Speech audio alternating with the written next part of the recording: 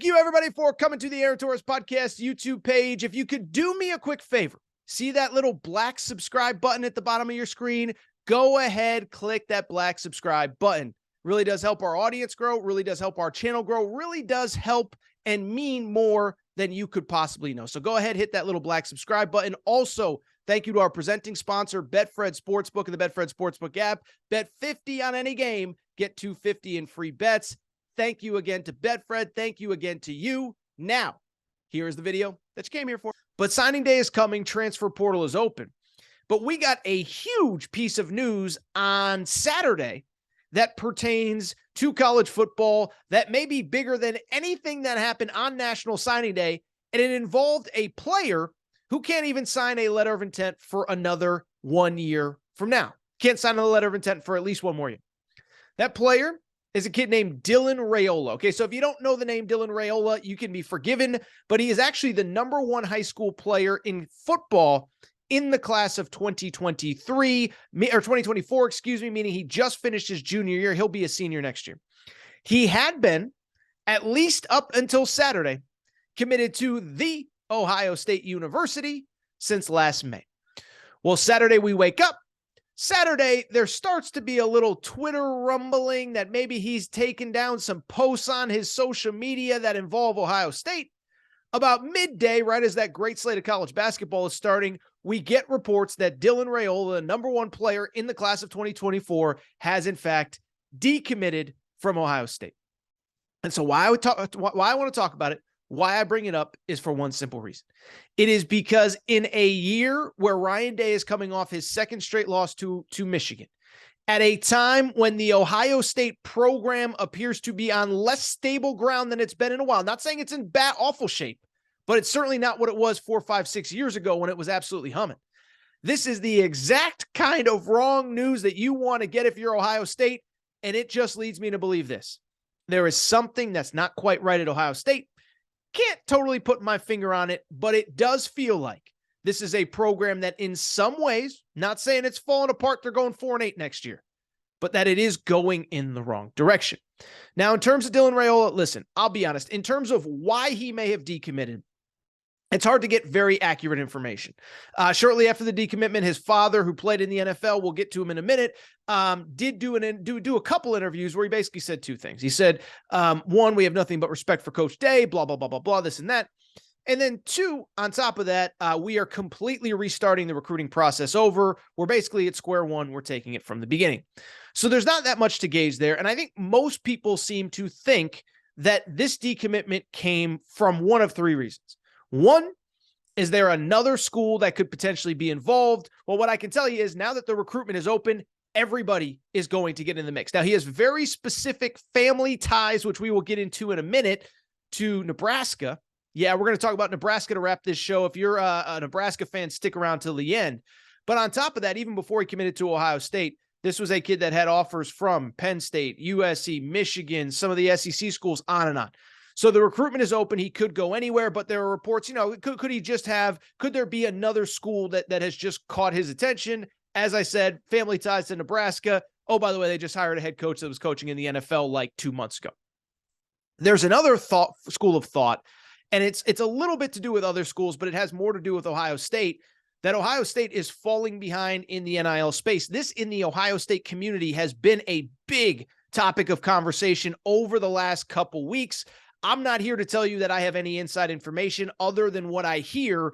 Zach Smith, who has a very popular Ohio State podcast, has said that Ohio State is falling behind, that the alignment, I guess would be the right word, at the school is not there. Players are not getting what they were promised. They're certainly not getting the money that other schools are providing for their players. So there's the possible other school, there's the possible NIL problems.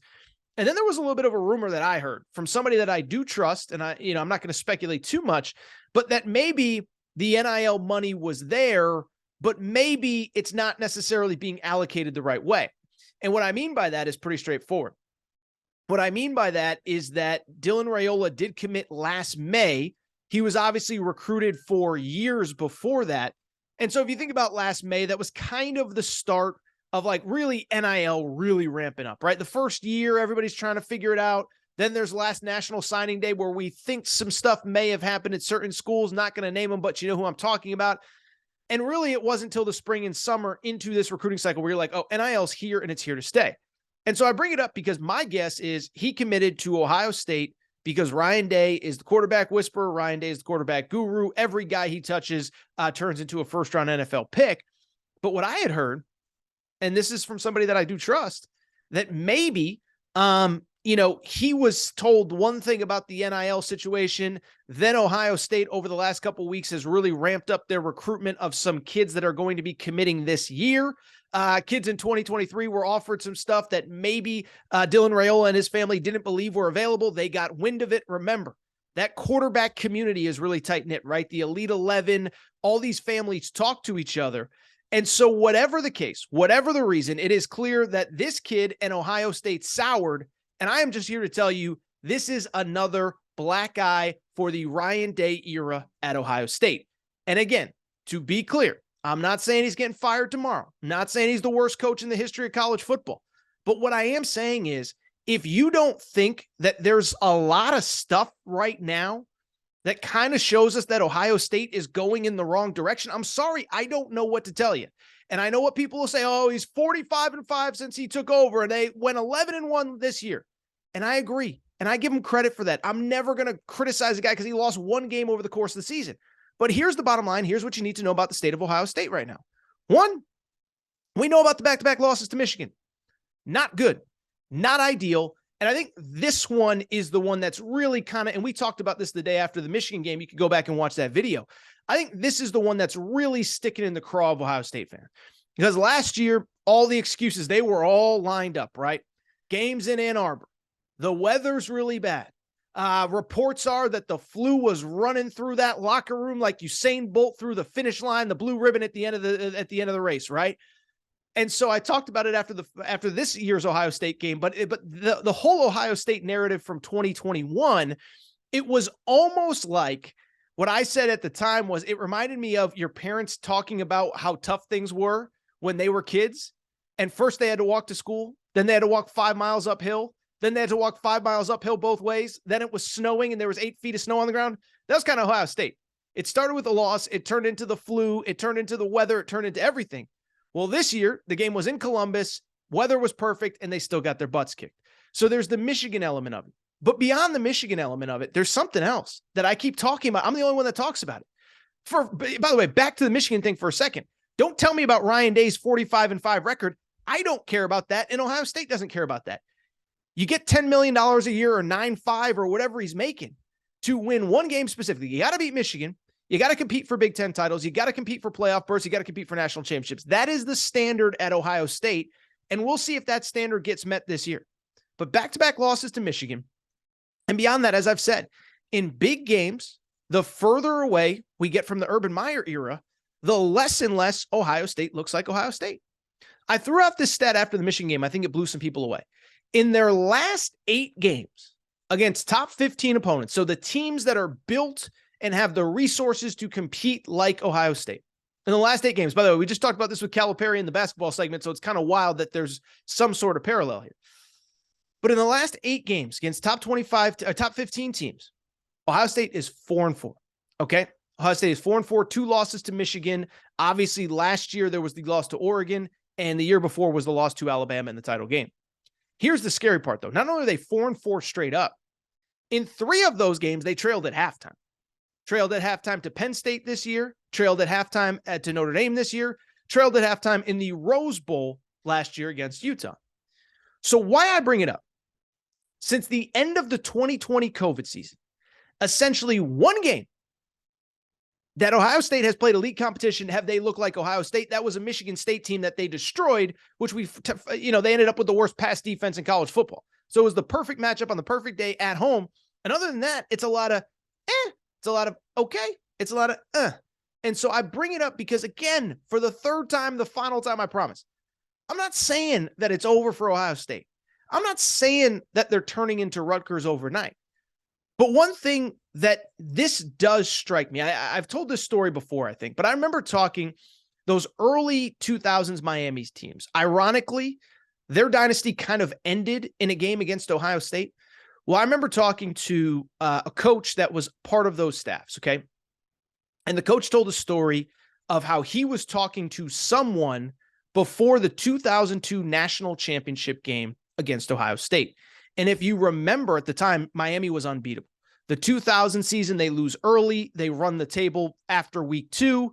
They don't get into the national championship game. If there was a 14 playoff, they probably would have won it. Team that won that finished, that made the championship game, Florida State, they beat in the regular season. Then 2001, Miami goes undefeated. Then they go undefeated into the next year's national championship game against Ohio State. But the coach was telling me that he was on the sidelines talking to kind of a football icon. I think I've told this story before.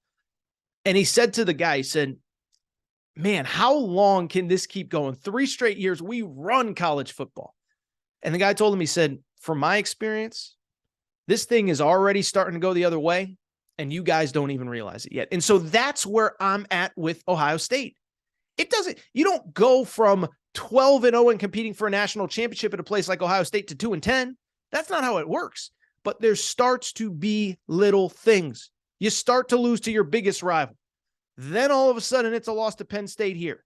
Then all of a sudden it's a recruiting miss there. Then all of a sudden the number 1 quarterback in college football decommits, right? And it's almost like the Kentucky basketball thing, where it didn't start by losing every meaningful game to big teams, but you're now here after 3-4 years. And that's what I worry about with Ohio State, because it's one thing if you lose a 5-star in a decommitment. That stuff happens all the time. But when you're Ryan Day, the quarterback whisperer, the 2 guys you've coached at Ohio State have been first-round picks. Dwayne Haskins, obviously sad story there, but Dwayne Haskins was a first-round pick. Rest in peace to him. And Justin Fields, who's awesome. CJ Stroud is going to be one. You shouldn't lose a quarterback commit, right? That's not how it should work. And so I'm telling you, there's something not quite right at Ohio State. We'll see what happens as Dylan Raiola has decommitted.